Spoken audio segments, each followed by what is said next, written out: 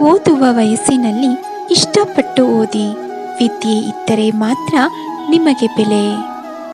ಸಂಬಂಧಗಳು ನೋವನ್ನು ಹಂಚಿಕೊಳ್ಳುವ ತರಹ ಇರಬೇಕೇ ಹೊರತು ನೋವನ್ನು ಹೆಚ್ಚಿಸುವ ಥರ ಇರಬಾರದು.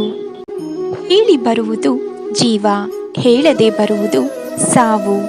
ತಿಳಿದು ಬರುವುದು ಸ್ನೇಹ, ತಿಳಿಯದೇ ಬರುವುದು ಪ್ರೀತಿ. ಋಣಾನುಬಂಧ ಅನ್ನುವುದು ಎಲ್ಲಿಯೂ ಇದ್ದ ನಮ್ಮನ್ನು ಎಲ್ಲಿಯೂ ಇರುವವರ ಜೊತೆ ಸೇರಿಸಿಬಿಡುತ್ತೆ.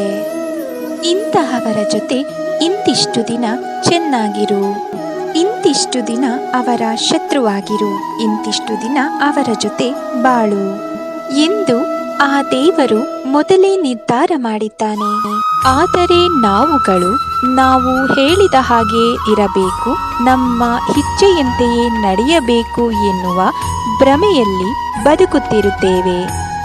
ಇರುವಂತಿದ್ದರೆ ಪುಸ್ತಕದಂತೆ ಇರು, ದೂರದಿಂದ ಕಂಡರೆ ನೀನು ಏನು ಎಂದು ಅರ್ಥವಾಗದಂತೆ. ಅಂತರಂಗ ಓದಿದಾಗಲೇ ಅರ್ಥವಾಗುವಂತೆ, ಮುಖಪುಟದಲ್ಲಿ ಮನಸ್ಸಿನ ಸಂಗತಿ ತಿಳಿಯದಂತೆ.